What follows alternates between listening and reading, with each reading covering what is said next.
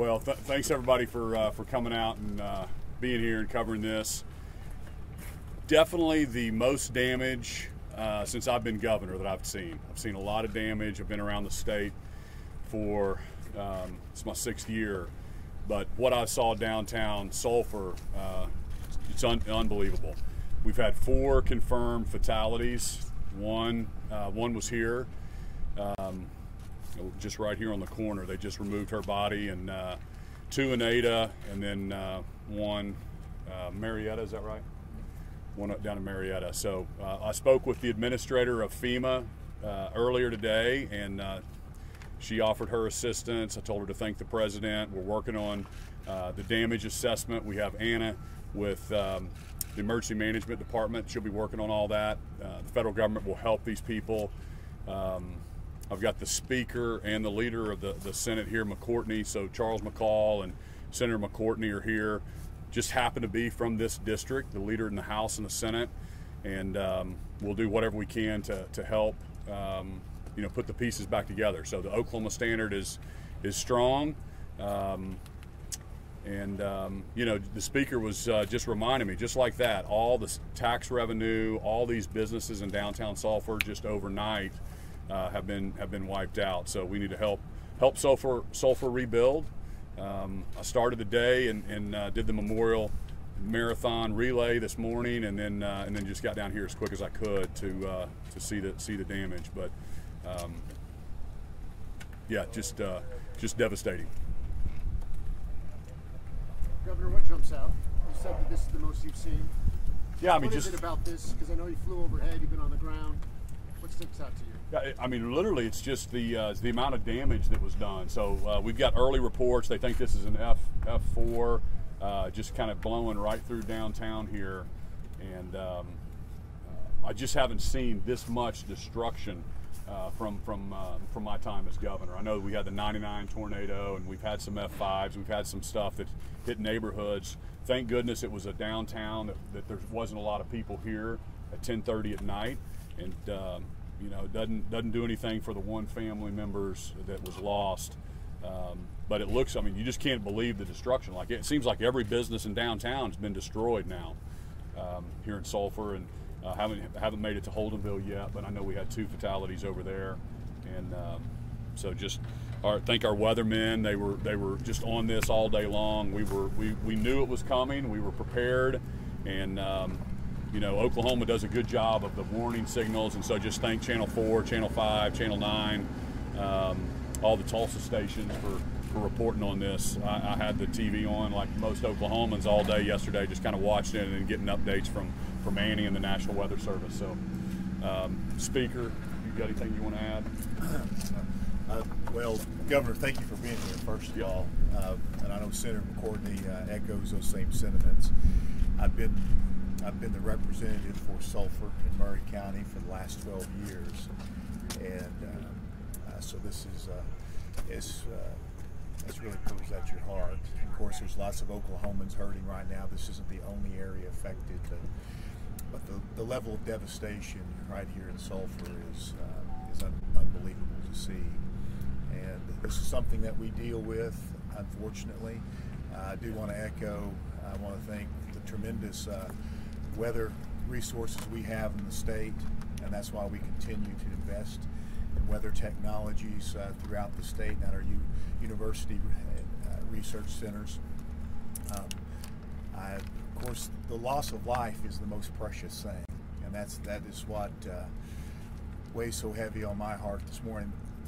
Everything else can be rebuilt, but we can't restore life in the wonderful Oklahomans that we've lost in this storm. But we will rise. We'll clean up. We'll rebuild, and we'll move forward.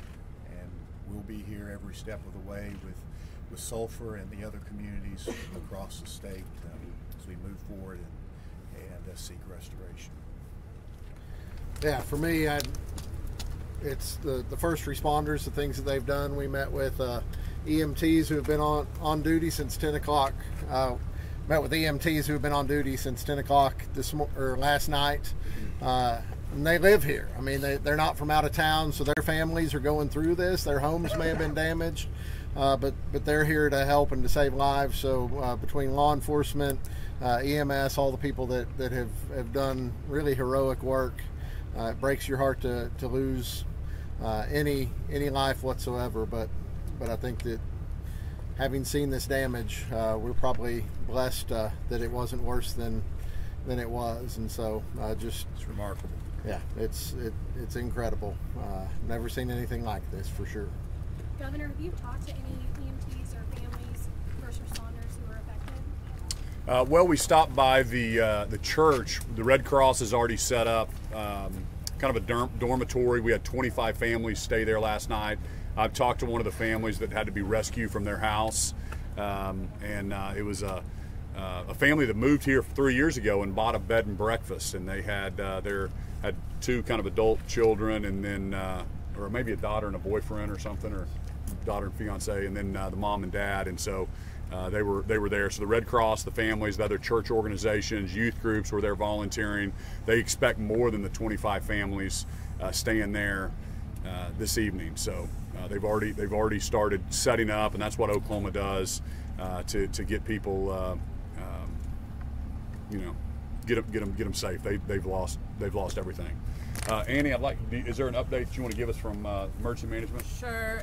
The State Emergency Operations Center began activation on Thursday, actually, so our thoughts and prayers are with all of those that have been impacted through the last couple of days.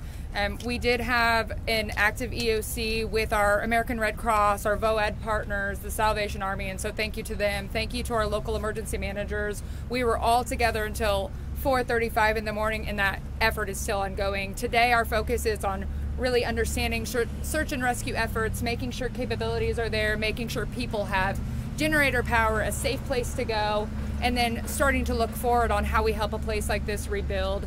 We do have FEMA teams in the state at our state EOC. They are here with us. We're thankful to our federal delegation, as Governor Stitt mentioned, and thank you so much to Governor Stitt for his support throughout the evening time. We could not be here right now with that emergency declaration that we so desperately needed over the night hours. So thank you, and for any updates, please feel free to reach out to us. I do want to make a note that if anybody has been impacted, residential property, please put that information on the website damage.ok.gov, and we are tracking damages that way. Thank you. Governor, you talked about the really tragic fatalities. What have you heard in terms of the injuries, the number reported, what kind of injuries, in what areas? Injuries. Let me let her speak to the injuries. I have not heard an injury count yet. I know that at this bar right here where we had the fatality, there was potentially 20 people in the bar, and they've all been taken to the hospital, and then the report that I had is they were treated and released. So I don't know specifically on injuries that are still in the hospital, and maybe you can give an update on that. I am still looking here. We always wait for our injury report to come in from the health department, and so I don't actually have that in front of me right now. We will try to include that in our next situation update to all of you. We did have injuries throughout the evening, obviously. We did, again, as I mentioned, work well into the morning hours, and so a lot of this information is still coming into us at this point in time. You mentioned search and rescue operations are ongoing. Are there still people missing? We did have a team here that was looking in this site. I don't have those numbers right now. I would defer to some of the local emergency managers and to Commissioner Tipton on that information. Here in the about 30 people were injured here in Sulphur, so we don't have the total number yet from Holdenville, from Marietta, from other parts of the state, but 30 here. But how many are still in the hospital? We don't have those numbers yet. Is anyone missing right now? Not that we're aware of. We don't want to misreport that information, and so we will try to capture that information and push it out to you as we have it. What are most of the crews doing right now? Most of the crews, as search and rescue efforts are ending after they've looked house to house, most of them are going to start beginning to look at damages. We do still have a lot of nursing homes, hospitals that did, medical facilities that took hits last night, and so we're looking to make sure that they do have proper generator power and that these operations can still stand up. Making sure that these shelter operations maintain. Again, we have currently in our EOC, we do have an active EOC with our Oklahoma Baptist men are manning the VOAD effort there, and so just making sure that people have what they need is the most important thing right now, and the other efforts as we begin to come in and help the city managers, the elected officials navigate what's next for them here. What will that help look like specifically? It depends. So we're going to be looking at things that might be uninsured losses. We're going to be looking at bringing in the federal resources as we have them. Administrator Criswell, who reached out to Governor Stitt, has always provided the utmost support to this state, and so we've been here before for these businesses, looking at things like the Small Business Administration potentially, and then other philanthropic opportunities as other opportunities do come forward to help people recover and get back to a place that they have safe, adequate shelter and are cared for in that way. Anything to add to that, Governor?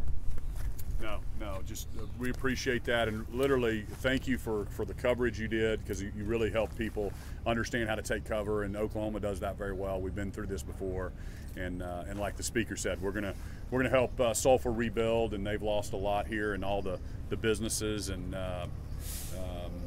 it's just it's unbelievable. But thank goodness it wasn't worse on the injury side.